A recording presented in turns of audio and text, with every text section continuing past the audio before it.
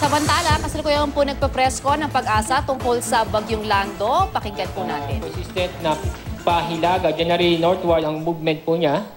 And bukas ng hapon ay dito na po siya sa may coastline, sa may bandang Ilocos Norte. Wednesday ng hapon sa bandang Babuyan, Calayan Group of Islands. Thursday ng hapon sa bandang Batanes. Thursday, Friday ng hapon ay papalapit sa Taiwan, and Friday. So, Tuesday, Wednesday, Thursday, Friday, Saturday ay malapit na siya sa power line sa Saturday ng hapon. So, inaasahan natin na mabagal pa rin ang pagkilos ng bagyo at aabot pa ng Sabado bago lumabas ng Philippine Area of Responsibility. So, ang mga lugar po nakataas o mga lugar under public storm warning signals. Signal number 2 kung saan makakaras pa rin ng masungit na panahon sa Ilocos Norte, Ilocos Sur, Abra, Apayao, Kalinga, Mountain Province at Cagayan, kasama ang Calayan at Babuyan Group of Islands. Samantalang signal number 1 naman, ibig sabihin ito makakaras pa rin ng pag-ulan at pagbukso ng hangin sa La Union, Pangasinan, Ifugao, Benguet, Batanes, Isabela, Quirino, Aurora, Nueva Vizcaya, Nueva Ecija, Zambales, Tarlac, and Pampanga. So, the same pa rin inaasahan natin sa Ilocos Norte, Cagayan area by Tuesday. Exit landmass. And natin pa rin merong heavy to intense rainfall within the 600 kilometers ni Lando, at inaasahan pa rin natin na moderate to heavy to occasionally intense rain sa northern and central Luzon, especially sa western section today until Wednesday. And nandiyan pa rin ang banta ng storm surge na maaaring umabot hanggang 2 meters. So lahat po ng lugar under public storm warning signal ay patuloy po tayo maging alerto sa mga posibleng pagbaha at pagguho ng lupa. And ang buong seaboard ng Luzon and Visayas ay delikado po sa mga maliliit na sakyang pandagat, at yung nagbabalak na pumalaot ay wag muna dahil sa malalaking alon dulot ng Bagyong Lando and Amihan. So ito po ang ating huling update. So meron kayong mga questions?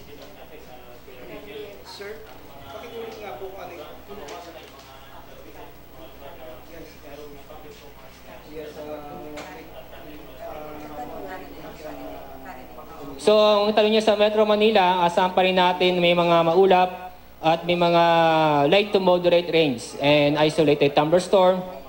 Minasahan pa rin tayong malakas na hangin sa Metro Manila. And bukas, inaasahan natin na sa bandang coastline itong bagyo bukas ng hapon. So, bukas ng umaga o bukas ay sa Metro Manila ay asahan natin na mas mabuti o mas gaganda ang panahon kaysa ngayon na kung saan magpapakita sikat ng araw, at may inaasahan pa rin tayo mga isolated thunderstorm.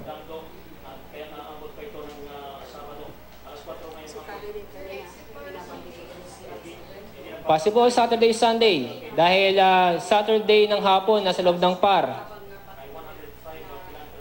Itong huling position ay nasa loob ng PAR. So, Saturday or Sunday ay inaasahan nating nakalabas ng Philippine Area of Responsibility itong si Lando.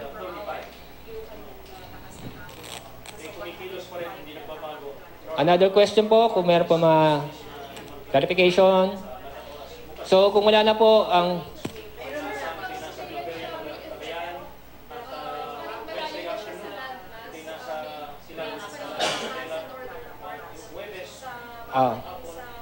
So, ang tanong po, hanggang kailan ang epekto ng bagyo sa Northern Central Luzon?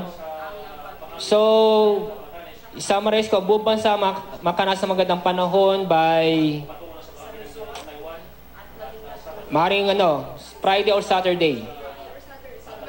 Sa buong bansa, Friday or Saturday.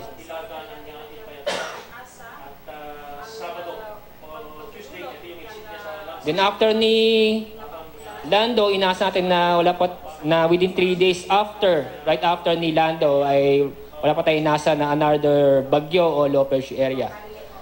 So ibig sabihin magiging magandang panahon right after ni Lando na lumabas sa PAR.